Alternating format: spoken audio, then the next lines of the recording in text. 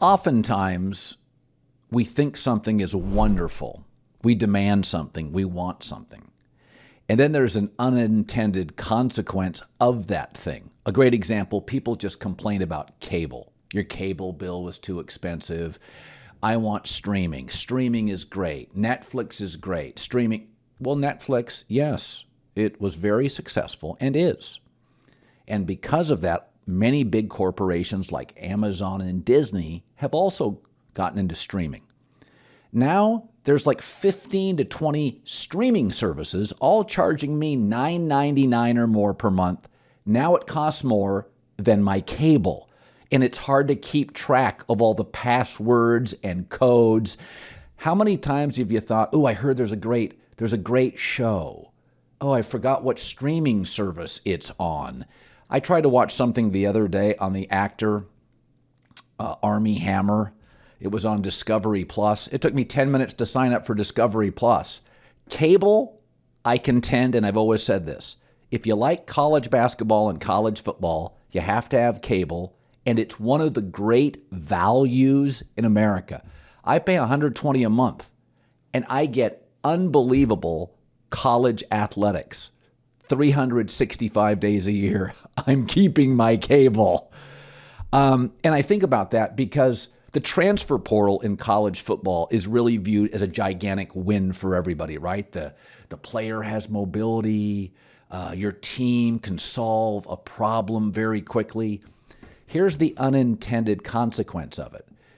It's important that Brian Kelly and Lincoln Riley and Mario Cristobal don't win 11 or 12 games this year because there's like 10 to 12 great brands in college football, maybe 10.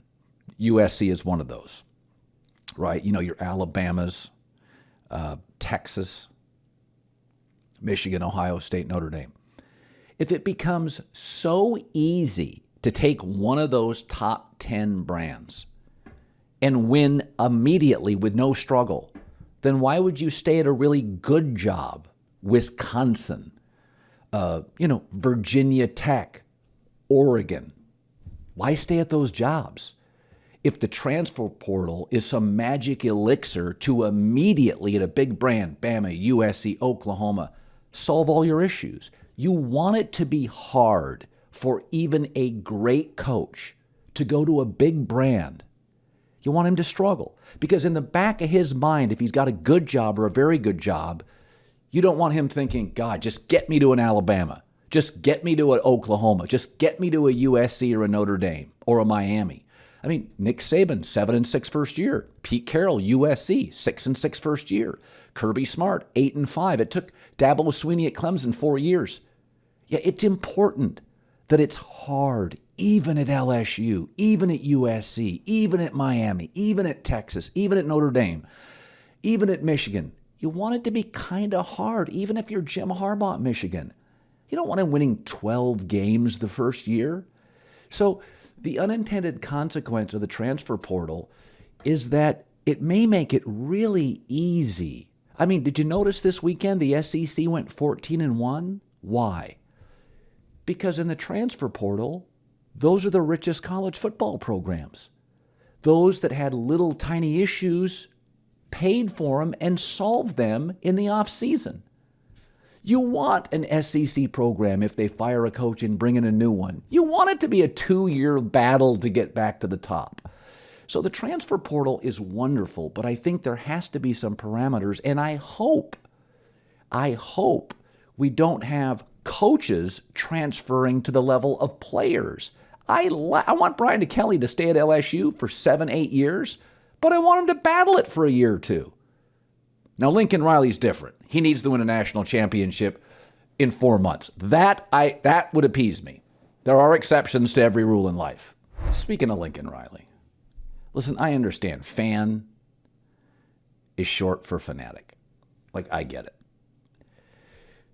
But there are times in life you just got to admit that you're hurt. And when Lincoln Riley left Oklahoma, it's okay to admit it hurt because nobody had ever left Oklahoma before, unless it was Barry Switzer to the Cowboys, right? Like USC is in California. they have over 100 Division I high school football players a year. The state of Oklahoma's got 8. USC, big picture, it's a better brand. It's a bigger brand, okay? LA, entertainment capital of the world, moving into NIL and entertainment, it's just a better fit. You're going to get better players over time. But Lincoln Riley coached 4 years at Oklahoma. He won 11 games minimum each year. In 2 of Bob Stoops' final 8 years, he lost 5 games. Stoops is a defensive guy. Lincoln Riley's an offensive guy. Lincoln Riley today is a better coach than Bob Stoops was in his last 5 years at Oklahoma. It doesn't mean Bob wasn't a legend, but the game has changed. It's why McVay today is better equipped for the NFL than Bill Belichick. I know it sounds weird, right? I'm not taking anything away from Bill Belichick. But culture, offense, quarterback play is the future of the league. It's not grumpy 70-year-old defensive coaches letting Matt Patricia call plays. I'm not taking away anybody's resume. Bob Stoops is a Hall of Famer. But this morning in college football, Lincoln Riley is a top 3 coach.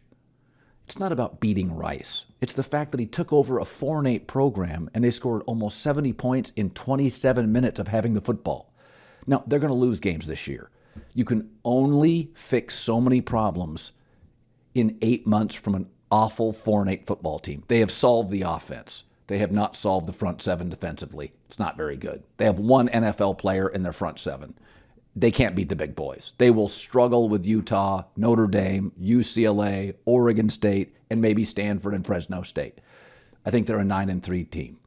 But if you're still living in the past, and I get it, some people are not progressive thinkers, you just got to come to terms today. Sean McVay, if I could choose a coach today to run my football program, I choose McVay over Belichick.